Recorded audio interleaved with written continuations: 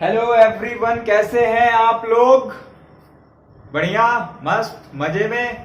तो बेटा आज हम लेक्चर नंबर 3 लेकर के आए हैं इलेक्ट्रोकेमिस्ट्री का।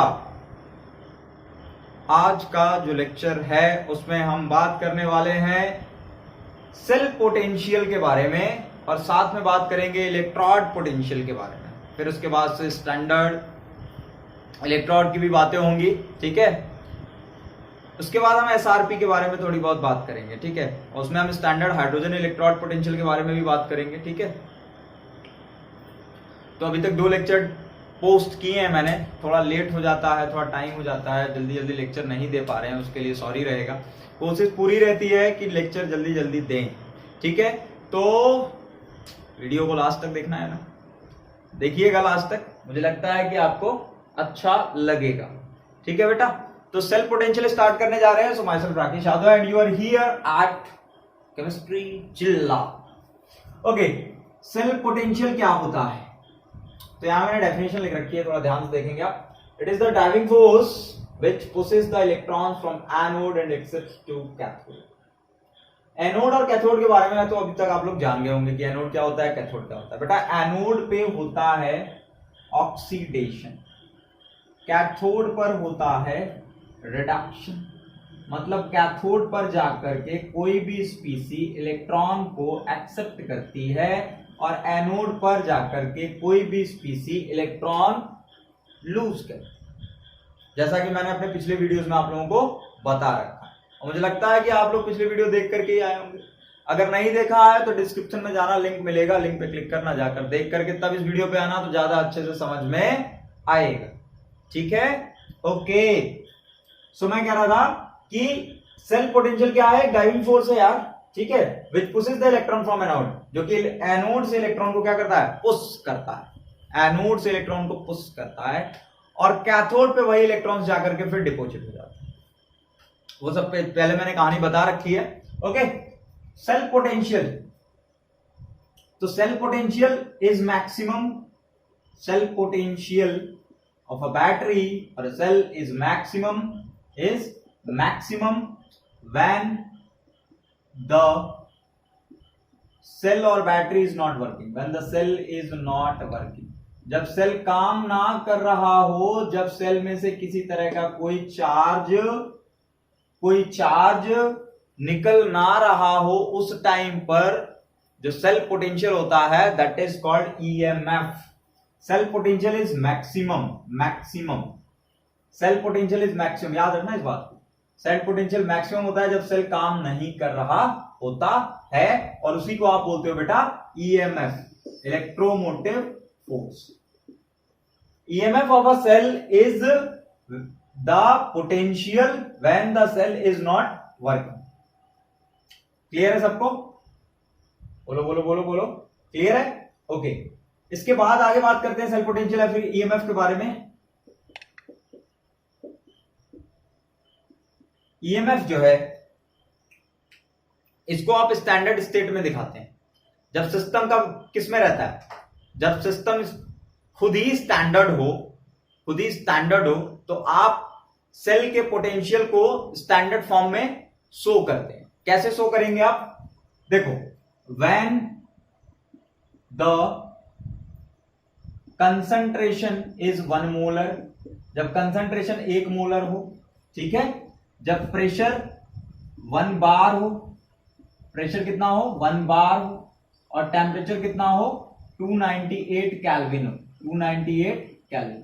अगर ये सारी कंडीशन अचीव होती हैं, मतलब कि कोई आपने सॉल्यूशन ले लिया, उस सॉल्यूशन का कंसंट्रेशन 1 मोलर है, प्रेशर 1 बार है और टेम्परेचर अगर 298 केल्विन है, तो उस टाइम पर आप स्टैंडर्ड ईएमएफ के बारे में बात करोगे, आप स्टैंडर्ड पोटेंशियल के बारे में बात करोगे, ठीक है। तो उस सेल का स्टैंडर्ड पोटेंशियल हम कैसे शो करते हैं? ई नॉट, और यहां लिखेंगे छोटा सा सेल, ई नॉट सेल। ये है स्टैंडर्ड फॉर्म में दिखाने का तरीका। मतलब जहां कहीं ऐसा लिखा हुआ मिलेगा तो आप समझ लेना कि 1 मोलर कंसंट्रेशन की बात हो रही है, 1 बार प्रेशर पर और 298 केल्विन टेम्परेचर पर। बात समझ में आ गई सबको? इससे दिखाएंगे, ओके। और अगर आगे मैं बात करूं कि व्हेन, बारिश होने लगी यार, अचानक से बारिश आ जाती है आजकल, रात दिन जब मन करता है तब बारिश आ जाती है, बारिश का कोई भरोसा नहीं है ना। When the cell starts working, cell starts working मतलब उसमें जब चार्ज जाता है, स्टार्ट्स वर्किंग जब उसमें से चार्ज फ्लो करना चालू होता है, then when the cell starts working then some of the voltage, कुछ वोल्टेज जो है, some of the voltage gets drop, कुछ वोल्टेज क्या हो जाता है, ड्रॉप कर देता है। कैसे ड्रॉप करेगा कुछ voltage, due to overcoming from, due to overcoming from internal resistance, due to overcoming from internal resistance. बच्चों इंटरनल रेजिस्टेंस जो है वो कहां पाया जाता है, कहां पाया जाता है, फटाफट फटाफट बोलो, सेल के अंदर। कहां पाया जाता है, सेल के अंदर, है ना। थोड़ा सा इंक डाल लें हम, थोड़ा सा मार्कर में इंक डाल लें, इंक डालना भूल गए हैं आज और ये चल नहीं रहा अच्छे से, टाइम बेमतलब में हमारा कंज्यूम कर रहा है। तब तक आप लोग बोर्ड पे देखते रहें, देखें क्या लिखा हुआ है बोर्ड पर, उसको अच्छे से देखें, समझें, जानने की कोशिश करें। तो सर समझाइए तब तो जाने, बस बस बस आ गए समझाने। सॉरी हाँ। तो मैं कह रहा था कि when the cell starts working then some of the voltage, some of the voltage gets dropped due to overcoming from internal resistance. Internal resistance electrolytes की वजह से आता है, सबको पता है ना, इलेक्ट्रोलाइट्स की वजह से इंटरनल रेजिस्टेंस नाम की चीज आती है। एक्चुअली होता क्या है कि जो आयंस होते हैं, आयंस पॉजिटिव और नेगेटिव आयंस जो होते हैं, वो पॉजिटिव नेगेटिव आयंस जब फ्लो करना स्टार्ट करते हैं इलेक्ट्रोलाइटिक सॉल्यूशन में, तो क्या होता है कि पॉजिटिव आयंस फ्रीली मूव नहीं कर पाते। क्यों नहीं मूव कर पाते, क्योंकि उसके आसपास बहुत सारे नेगेटिव आयंस भी होते हैं ना, तो नेगेटिव आयंस पॉजिटिव आयंस को अपनी तरफ खींचने की कोशिश करते हैं, तो खींचने की वजह से पॉजिटिव आयंस बहुत अच्छे से नहीं जा पाता। और वही कंडीशन नेगेटिव आयंस के साथ है कि बहुत सारे पॉजिटिव आयंस हैं, वो उसको अपनी तरफ अट्रैक्ट करते हैं, inner force of attraction work करती है, जिसकी वजह से वो अच्छे से अट्रैक्ट नहीं, सॉरी, जिसकी वजह से वो अच्छे से फ्लो नहीं कर पाता, और अच्छे से फ्लो ना कर पाने की वजह से रेजिस्टेंस नाम की प्रॉपर्टी इलेक्ट्रोलाइटिक सॉल्यूशंस में भी आ जाती है। इसके बारे में हम डिस्कशन करेंगे आगे, इसके आगे टॉपिक है, जब हम फैराडेज लॉ की बात करेंगे तो उसमें फिर हम बात करेंगे इंटरनल रेजिस्टेंस की। टिल देना बस आप इतना समझो कि वोल्टेज ड्रॉप करता है जब बैटरी वर्क करना स्टार्ट करती है, जब सेल वर्क करना स्टार्ट करता है, जब उसमें से चार्ज फ्लो होता है, जब पोटेंशियल का गैप मेंटेन होता है, तो उस टाइम पर इंटरनल रेजिस्टेंस से बाहर निकलने में कुछ वोल्टेज बैटरी का, कुछ सेल का वोल्टेज जो होता है वो ड्रॉप कर जाता है, वो कम हो जाता है। क्या मैं तेज बोल रहा हूं, क्या मैं तेज बोल रहा हूं, सॉरी, क्या मैं जल्दी जल्दी बोल रहा हूं, ठीक है, अब धीरे धीरे बोलेंगे। अगर आपको स्टैंडर्ड सेल की वैल्यू निकालनी है, मतलब आपको ई नॉट सेल अगर पता करना है कि ई नॉट सेल कितना है भैया, तो ई नॉट सेल जो होगा तुम्हारा वो क्या हो सकता है, मतलब जो पोटेंशियल तुम्हारा ऑक्सीडेशन पे होगा, आई मीन एनोड पर होगा, और जो कैथोड पर होगा, तो बेटा कैथोड पर होता है रिडक्शन और एनोड पर होता है ऑक्सीडेशन। तो एनोड का ऑक्सीडेशन, एनोड का पोटेंशियल, कैथोड का पोटेंशियल, अगर दोनों को हम ऐड कर दें, एनोड वाले पोटेंशियल को और कैथोड वाले पोटेंशियल को, तो क्या हमको टोटल सेल का पोटेंशियल पता चल जाएगा। आई मीन सेल का अगर टोटल पोटेंशियल पता करना है हमको, तो हम क्या करें, हम जो ऑक्सीडेशन हो रहा है और जो रिडक्शन हो रहा है, तो रिडक्शन और ऑक्सीडेशन की वजह से जो पोटेंशियल आ रहा है, उन दोनों पोटेंशियल को अगर हम ऐड कर देंगे तो हमको सेल का टोटल पोटेंशियल पता चल जाएगा। बात आई समझ में, पता चल जाएगा। ओके, अगर मैं कहूं कि ये ई सेल 3 पार्ट में डिवाइड हो रहा है, 3 पार्ट का मतलब कि एक बार ई सेल की वैल्यू जो है वो पॉजिटिव आ रही है, एक बार 0 आ रही है, एक बार नेगेटिव आ रही है, तो पॉजिटिव, नेगेटिव और 0, इसका मतलब क्या है, अगर स्टैंडर्ड वैल्यू, स्टैंडर्ड पोटेंशियल किसी सेल का अगर पॉजिटिव आया, अगर स्टैंडर्ड पोटेंशियल किसी सेल का पॉजिटिव आया तो वो प्रोसेस जो होगा वो होगा स्पॉन्टेनियस प्रोसेस। कैसा होगा बच्चों? स्पॉन्टेनियस। अगर नेगेटिव आया तो क्या होगा? Non spontaneous. अगर नेगेटिव आया तो क्या होगा? Non spontaneous. और अगर आया जीरो तो इसका मतलब कौन सी स्टेट है? इक्विलिब्रियम की स्टेट है। इक्विलिब्रियम अचीव हो गया। बात ध्यान से सुन लेना, स्टैंडर्ड पोटेंशियल किसी सेल का अगर पॉजिटिव आता है तो वो प्रोसेस स्पॉन्टेनियस होगा, अगर नेगेटिव आता है तो नॉन स्पॉन्टेनियस होगा। और अगर जीरो आ गया तो इसका मतलब कि सिस्टम इक्विलिब्रियम में है। क्या बात सबको क्लियर है? क्या सबको समझ आ रहा है?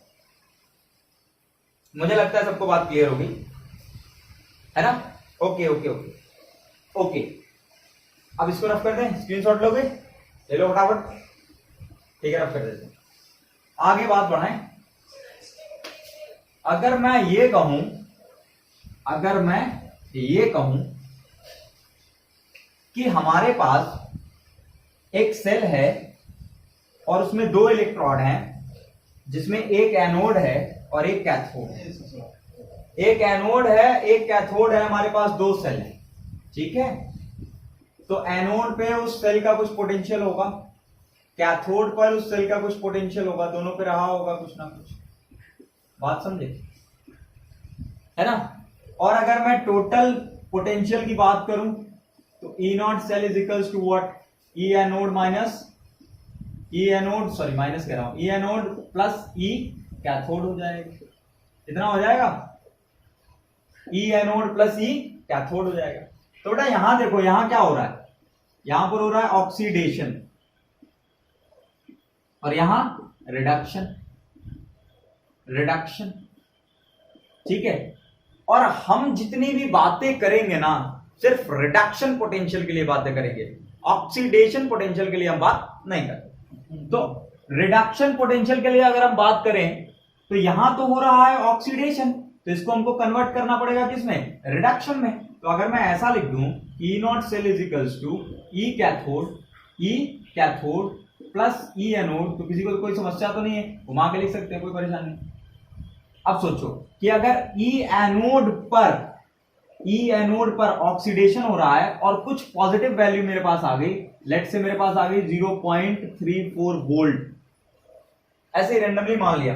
एनोड पर तो बेटा जो ई की वैल्यू आएगी, जो पोटेंशियल की वैल्यू आएगी वो तो पॉजिटिव होगी। कैथोड पर जो वैल्यू आएगी, रिडक्शन पोटेंशियल की वैल्यू आ रही है, अब वो नेगेटिव आए पॉजिटिव आए कुछ भी है। मैंने कहा कि अगर ये पॉजिटिव है, अगर ये पॉजिटिव है और मुझे इसको कन्वर्ट करना है किसमें? नेगेटिव में, मतलब यहां ऑक्सीडेशन हो रहा है और मैं चाहता हूं कि रिडक्शन हो, मैं चाहता हूं रिडक्शन हो। तो अगर यहां पर ई सेल की वैल्यू है प्लस 0.34 वोल्ट और मैं चाहता हूं कि रिडक्शन हो, तो रिडक्शन के केस में आप क्या करने वाले हो? रिडक्शन के केस में आप इस साइन को चेंज कर दोगे, जो पॉजिटिव है इसको आप नेगेटिव बना दो, माइनस 0.34। तो बेटा ये हो गया ई सेल किसके लिए? रिडक्शन के लिए। और यहां पर ये किसके लिए था? ऑक्सीडेशन के लिए था। ये था ऑक्सीडेशन के लिए, ऑक्सीडेशन के लिए आया था पॉजिटिव। तो उसी चीज को अगर मैं रिडक्शन के फॉर्म में लिखना चाहता हूं तो वो पॉजिटिव को मैं किसमें कर दूंगा कन्वर्ट? नेगेटिव। तो ई सेल का रिडक्शन आ गया, कितना हो गया? Minus 0.34 volt. तो मैं इसको नेगेटिव लिख सकता हूं अगर मैं रिडक्शन की बात करूं तो, इसके आगे मैं माइनस साइन लगा सकता हूं अगर मैं रिडक्शन की बात करूं तो किसी भी सेल का जब हम पोटेंशियल निकालते हैं तो हम रिडक्शन पोटेंशियल की बातें करते हैं कैथोड पर भी और एनोड पर भी।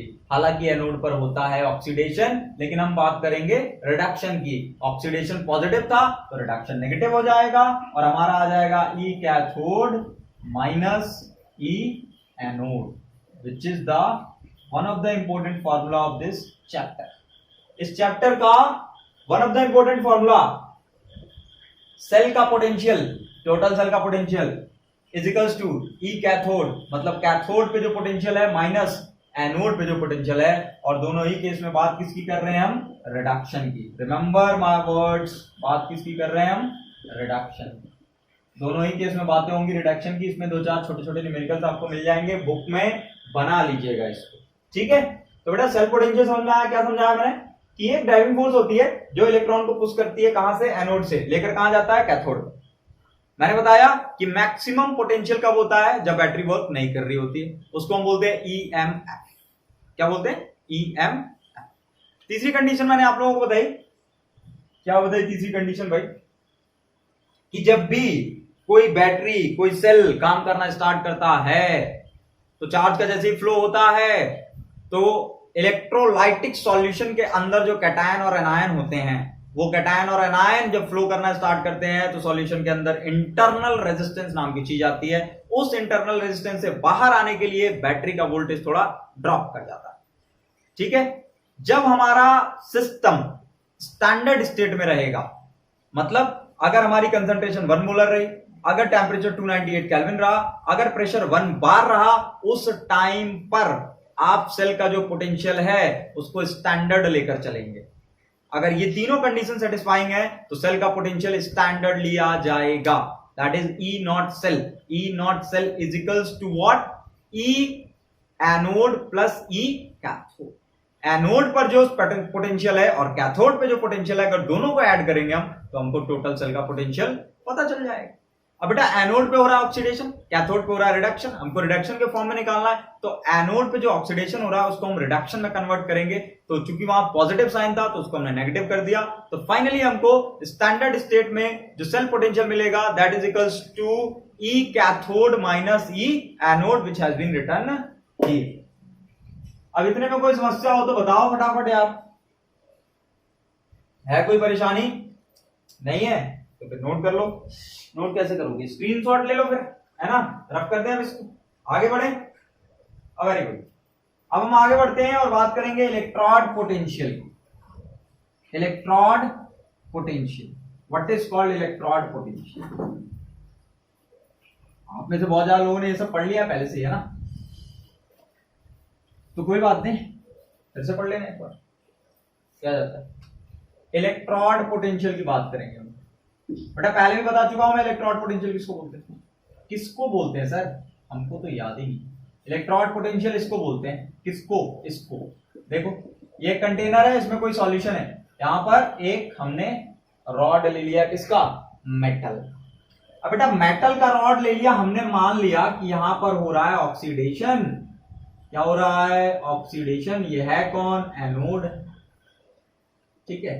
ऑक्सीडेशन हो रहा है, मान लो जिंक की रॉड है, तो ये जिंक से Zn2+ यहां जा रहा है, ठीक है, Zn2+, और यहां पर क्या छोड़कर जा रहा है? इलेक्ट्रॉन छोड़कर जा रहा है। तो मैं ये कह रहा हूं कि इस सॉल्यूशन का अपना कुछ पोटेंशियल होगा और इस रॉड का अपना कुछ पोटेंशियल होगा।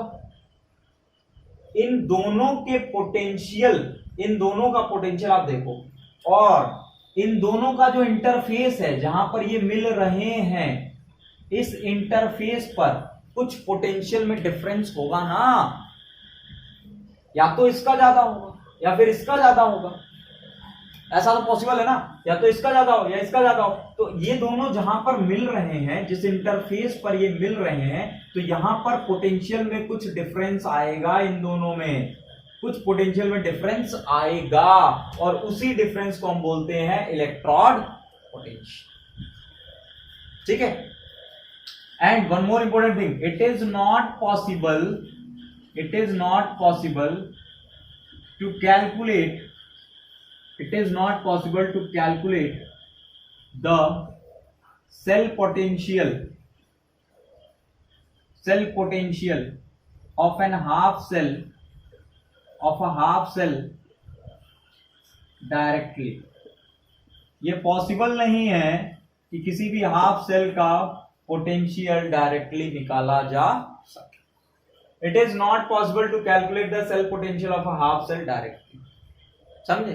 जैसे मैं कहूं कि ये कितनी हाइट है, ये कितनी हाइट है, मैं कहूंगी ये कितनी हाइट है, तो आप क्या कहोगे कि सर कोई रेफरेंस पॉइंट बताओ।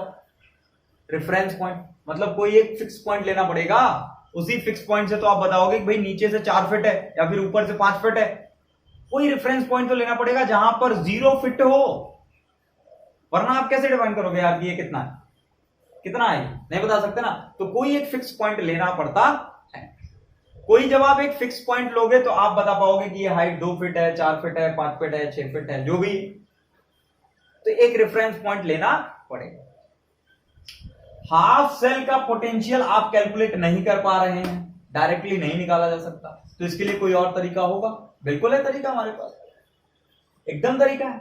देखो मैंने क्या लिखा कि ई सेल अगर तुमको निकालना है तो हमने क्या लिखा था, ई कैथोड, तो मैंने ई कैथोड को बोला E1 माइनस ई एनोड, उसको बोला E2। अगर मैं कहूं कि मुझे इसका निकालना है,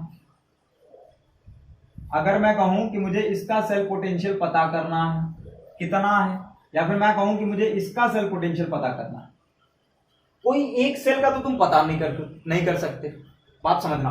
और अगर मैं एक कंटेनर ले लूं, ज्यादा बड़ा हो गया कंटेनर, अगर मैं एक कंटेनर ले लूं और इस कंटेनर में एक रॉड डिप कर दें और दूसरा कंटेनर ले लें और इसमें भी एक रॉड डिप कर दें, तो ये जो रॉड है और ये वाली जो रॉड है, लेट्स से मैंने इसको बोला ये जिंक की रॉड है, इसको मैंने बोला कॉपर की रॉड है, तो मैं ये कह रहा हूं कि जिंक की रॉड कॉपर की रॉड के बीच का पोटेंशियल का गैप निकाला जा सकता है।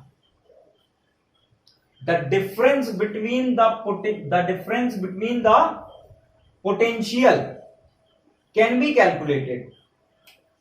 इसका और इसके बीच का पोटेंशियल का गैप पता किया जा सकता है, बट इसका पोटेंशियल नहीं निकाला जा सकता। बात समझे? अगर मैं ऐसा कहूं कि इसका पोटेंशियल 0 है, इसका 0 है, विच इज नॉट 0, लेकिन अगर मैं मान लूं कुछ देर के लिए कि कॉपर की रॉड का पोटेंशियल 0 है, तो बेटा अब तो सिर्फ किसका पोटेंशियल बचा, इसी का बचा ना। तो जो टोटल पोटेंशियल होगा वही तो इसका पोटेंशियल होगा। मतलब अगर मैं टोटल पोटेंशियल निकाल रहा हूं, then that potential is automatically equals to the potential of the zinc rod.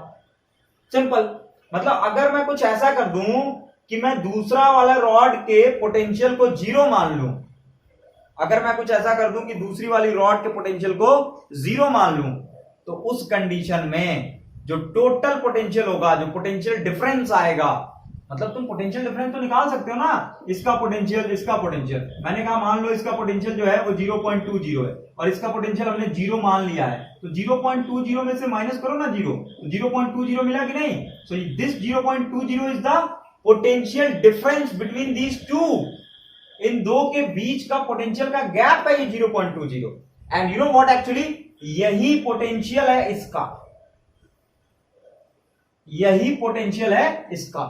That what I am going to make you understand from here, that अगर मैं कहूं कि ये E2 is equals to 0 है, तो मैं क्या कहूंगा कि जो E सेल है that is equals to E1। Simple. मतलब जो पोटेंशियल गैप निकाला आपने ना, वही इसका पोटेंशियल है। बात समझ रहे हैं? तो अगर हम कुछ ऐसा कर दें जिसकी वजह से हम एक दूसरे पोटेंशियल को हम मान लें कि वो 0 है, अगर हम ऐसा कर दें कि हम ऐसा मान लें कि दूसरा वाला पोटेंशियल हमारा 0 है, तो अगर वो 0 है तो जो पोटेंशियल का गैप आएगा वो इसका ही आएगा। तो निकल गया ना हाफ सेल का पोटेंशियल, निकल गया कि नहीं? It is easy to calculate the potential of half cell.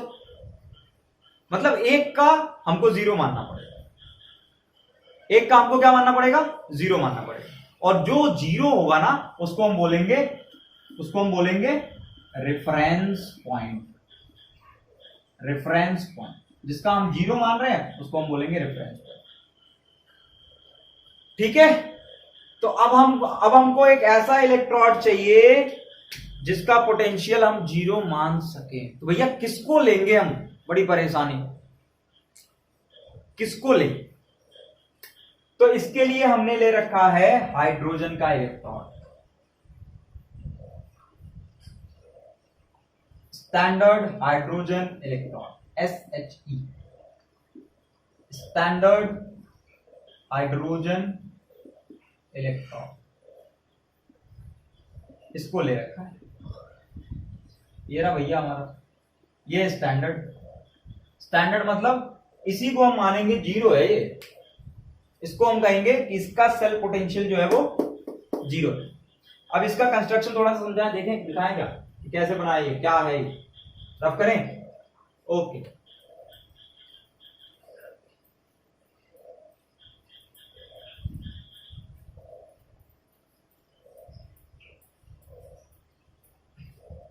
देखो ये कैसे बना हुआ है। हमने क्या किया है, एक सॉल्यूशन लिया है, electrolytic solution. Electrolytic solution in the sense तुम मान लो पानी, ठीक है, इम्प्योर वाटर। इसमें हमने ले रखा है एक रॉड, क्या ले रखा है, रॉड। रॉड किस चीज की है, रॉड के अंदर एक वायर ले रखा है, किसका वायर है, प्लैटिनम का वायर है। You know what, platinum is an inert electron, पहले ही बता चुका हूं मैं, इलेक्ट्रॉन दो तरह के होते हैं बेटा, एक होता है इनर्ट, एक होता है active. Inert electron chemical reaction में पार्टिसिपेट नहीं करते हैं। Inert electron does not participate in chemical reaction, सबको पता है। तो ये प्लैटिनम जो है वो इनर्ट इलेक्ट्रॉन है। इसके ऊपर हमने ग्लास का, क्या कह सकते हो आप, ग्लास का एक ग्लास की रॉड बना दी है, अंदर प्लैटिनम का वायर है और ऊपर से ग्लास का एक रॉड है, और इसके ऊपर जो है हमने प्लैटिनम को बिखरा रखा है। छोटे छोटे छोटे छोटे प्लैटिनम के जो पार्ट हैं उनको हमने इसके ऊपर जो है फैला रखा है, इसके ऊपर, इस ग्लास रॉड के ऊपर। क्यों ऐसा क्यों किया है, ताकि it works as a site for the reaction को करवाने में ये मदद करे। मतलब देखो, जितना ज्यादा डिस्ट्रीब्यूट करोगे ना आप प्लैटिनम को छोटे छोटे फाइन पार्टिकल्स में, उतना आसानी से रिएक्शन हो पाएगी। इसी वजह से हमने क्या किया है कि प्लैटिनम जो है, इसके ऊपर बहुत सारा प्लैटिनम का छोटा छोटा पार्ट, हमने बहुत छोटे छोटे टुकड़े जो हैं इसके ऊपर प्लेस कर रखे हैं, ताकि रिएक्शन जो है वो ज्यादा बेहतर तरीके से हो सके। तो ये वाटर है तुम्हारा। अभी तो मुझे बताओ कि जो वाटर है, वाटर ऑक्सीडाइज होगा, बिल्कुल होगा। वाटर रिड्यूस होगा, बिल्कुल होगा। क्या बात कर रहे हैं सर, वाटर ऑक्सीडाइज भी होता है, रिड्यूस भी होता है, दोनों होता है? बिल्कुल, वाटर ऑक्सीडाइज होता है, रिड्यूस होता है, दोनों होता है। क्योंकि हाइड्रोजन जो है ना, हाइड्रोजन जो है इलेक्ट्रॉन लूजर भी है और हाइड्रोजन जो है वो इलेक्ट्रॉन गेनर भी है, दोनों है। मतलब अगर ये इलेक्ट्रॉन को एक्सेप्ट करने लगा, ये वाला रॉड जो है ये इलेक्ट्रॉन को एक्सेप्ट करने लगा, मेरी बात ध्यान से सुनना। इलेक्ट्रॉन एक्सेप्ट करने का मतलब ये है कि यहां पर से हाइड्रोजन अगर भाग करके इधर आ रहा है, H+ आयन इधर आ रहे हैं, तो हो जाएगा ऑक्सीडेशन,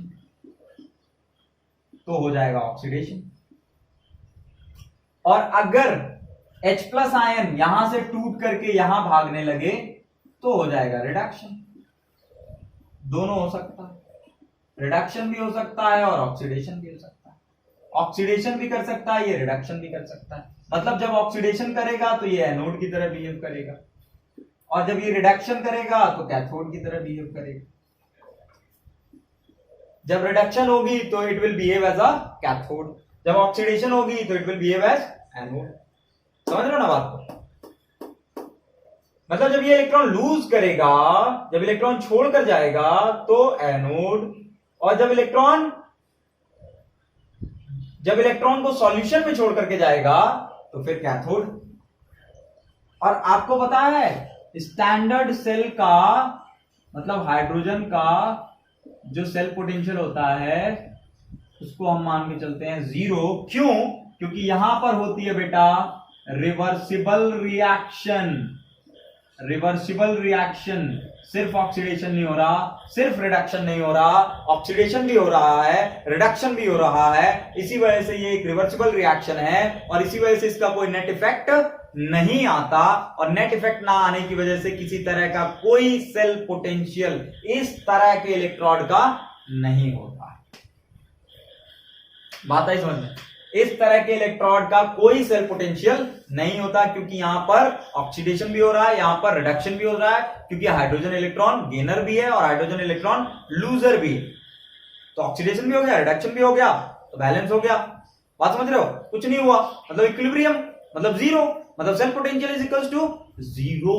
अब तुम सोचो यार, क्या सोचें सर कि अगर मेरे पास कोई और कंटेनर है, उसमें कोई सॉल्यूशन है और उसमें एक रॉड है, मान लो जिंक की रॉड है, और मुझे इसका पोटेंशियल निकालना, I want to know about the potential. तो अगर मैं इसको इससे कनेक्ट कर दूं, अगर मैं इसको इससे कनेक्ट कर दूं, कनेक्ट करने के बाद क्या होगा? अगर मैं इससे इसको कनेक्ट कर दूं तो बेटा हम जानते हैं कि अगर आपको इसका सेल पोटेंशियल निकालना है तो आपको ऐसे लिखना पड़ेगा, E nought cell is equals to, इसको हमने मान लो, इसको हमने जो भी है हमने पहले तो फॉर्मूला लिख लिया, ई कैथोड माइनस ई एनोड। ठीक है, क्या लिख लिया हमने? ई कैथोड माइनस ई एनोड, इतना लिख लिया। तो अब कैथोड पे कौन रहेगा और एनोड पे कौन रहेगा? तो सवाल ये है कि कैथोड की तरह कौन बिहेव करेगा और एनोड की तरह कौन बिहेव करेगा? तो ये तो दोनों की तरह बिहेव कर सकता है, कैथोड एनोड दोनों बन सकता है, तो ये तो दोनों बन सकता है। अब बात क्या आएगी? अब ये देखना होगा कि ये कैसे बिहेव कर रहा है। ये अगर कर रहा होगा कैथोड की तरह बिहेव तो ये करेगा एनोड की तरह बिहेव, और ये अगर कर रहा होगा एनोड की तरह बिहेव तो ये करेगा कैथोड की तरह बिहेव। कितना सिंपल है, क्योंकि ये तो दोनों की तरह बिहेव कर सकता है ना, it can work as cathode as well as at anode. लेकिन ये जो है यहां पर या तो ऑक्सीडेशन होगा या फिर रिडक्शन। अगर रिडक्शन हुआ तो यहां ऑक्सीडेशन होने लगेगा, और अगर यहां ऑक्सीडेशन हुआ तो यहां रिडक्शन होने लगेगा। बात क्लियर? तो मैं ये कह रहा हूं कि अगर कैथोड की तरह मान लो ये वर्क कर रहा है, ये अगर कैथोड की तरह वर्क कर रहा है, ये अगर एनोड की तरह वर्क कर रहा है, तो ई एनोड जो होगा वो तो हो गया जीरो ना, तो सिर्फ यही तो बचा। तो आप आसानी से लिख सकते हो कि नहीं कि E nought cell is equals to what, E cathode, लिख सकते हो कि नहीं? तो आपको पता चल गया कि नहीं? क्या पता चल गया आपको? इसका पोटेंशियल पता चला कि नहीं? जो सेल का पोटेंशियल है वही इसका पोटेंशियल है, जो सेल का पोटेंशियल है वही इसका पोटेंशियल है। दूसरी बात मैं बता दूं, हमेशा याद रखना कि जिसकी वैल्यू ज्यादा आती है, जिसकी वैल्यू ज्यादा आती है उसको हम कैथोड पर लेते हैं, और जिसकी वैल्यू कम आती है उसको हम एनोड पर लेते हैं। जिसकी वैल्यू ज्यादा उसको हम लेते हैं कैथोड पर। मान लो मेरे पास दो वैल्यूज हैं, एक है 0.20 और एक है 0.10, दो वैल्यूज है मेरे पास। तो अब मुझे उठाना है कि भैया किसको हम कैथोड पर लें, किसको हम एनोड पर लें, किसको हम कैथोड पर लें और किसको हम एनोड पर लें। तो जो वैल्यू ज्यादा होगी वो हमेशा जाएगी कैथोड पर, और जो वैल्यू कम होगी वो हमेशा जाएगी एनोड पर, क्योंकि पोटेंशियल बढ़ता है, पोटेंशियल इंक्रीज करता है, घटता नहीं है पोटेंशियल। तुमको पोटेंशियल गैप निकालना है ना, तो potential gap in the sense what, कि भाई अगर तुम कोई चार्ज है तुम्हारे पास, उस चार्ज पे अगर तुम काम कर रहे हो तो काम करने पे अगर तुमने उस चार्ज को यहां से यहां भेज दिया तो डेफिनेटली उसका पोटेंशियल बढ़ेगा, घटेगा नहीं। डेफिनेटली उसका पोटेंशियल बढ़ेगा, घटेगा नहीं। तो बढ़ेगा इन द सेंस अब तुमको पोटेंशियल गैप निकालना है, और मान लो यहां पर था 0.10 और तुम यहां से लेकर के यहां पर गए तो यहां पर आ गया 0.20, यहां पर 0.10 वोल्ट, यहां पर 0.20 वोल्ट। तो अगर ये बढ़ रहा है, यहां से यहां पहुंच गया, अब तुमको पोटेंशियल गैप निकालना है, तो तुम क्या करोगे? Final minus initial, final minus initial. इसीलिए कैथोड पे हमेशा बड़ी वाली वैल्यू लेते हैं और एनोड पे हमेशा छोटी वाली वैल्यू लेते हैं। बात समझ में आई? कैथोड पे रहेगा बड़ा वाला वैल्यू और एनोड पर रहेगा छोटा वाला वैल्यू। तो ये क्लियर है क्या कि कैसे हमको हाफ सेल का पोटेंशियल निकालना है? हाफ सेल के पोटेंशियल के लिए हमको एक रेफरेंस इलेक्ट्रोड चाहिए, एक स्टैंडर्ड इलेक्ट्रोड चाहिए जिसका सेल पोटेंशियल जीरो। तो उसके लिए हमने यूज किया हाइड्रोजन को, because hydrogen reversible reaction show करता है, एनोड कैथोड दोनों की तरह बिहेव करता है और इसका सेल पोटेंशियल जीरो होता है। अब ये डिपेंड करता है सामने वाले के ऊपर कि जिस हाफ सेल का आपको पोटेंशियल निकालना है वो हाफ सेल एनोड की तरह वर्क कर रहा है या कैथोड की तरह। अगर वो कैथोड की तरह वर्क करेगा तो फिर हमारा स्टैंडर्ड हाइड्रोजन इलेक्ट्रोड जो है वो एनोड की तरह बिहेव करेगा, और अगर ये कर रहा है एनोड की तरह बिहेव तो हमारा स्टैंडर्ड हाइड्रोजन इलेक्ट्रोड बिहेव करेगा कैथोड। सबको समझ आ गया ये बात? सबको क्लियर है? कोई परेशानी नहीं है? सीरियसली कोई परेशानी नहीं है? ओके, सो बेटा अगले लेक्चर में हम लेकर के आएंगे relation between Gibbs free energy and EMF और गिब्स फ्री एनर्जी के बीच में रिलेशन लेकर आएंगे। एंड हमारा अगला टॉपिक होगा, मतलब उसी में होगा, हमारा अगले लेक्चर में होगा Nernst equation, which is going to be very very important. Nernst equation ये होगा हमारा, that will be our topic, ये होगा हमारा अगला लेक्चर। ठीक है, तो स्टे अपडेटेड, स्टे ट्यून्ड, जल्दी आपको लेक्चर मिलेगा। टिल देन पढ़ाई करते रहें और अपना ख्याल रखें, साथ में अपनी फैमिली का भी ख्याल रखें। Thank you.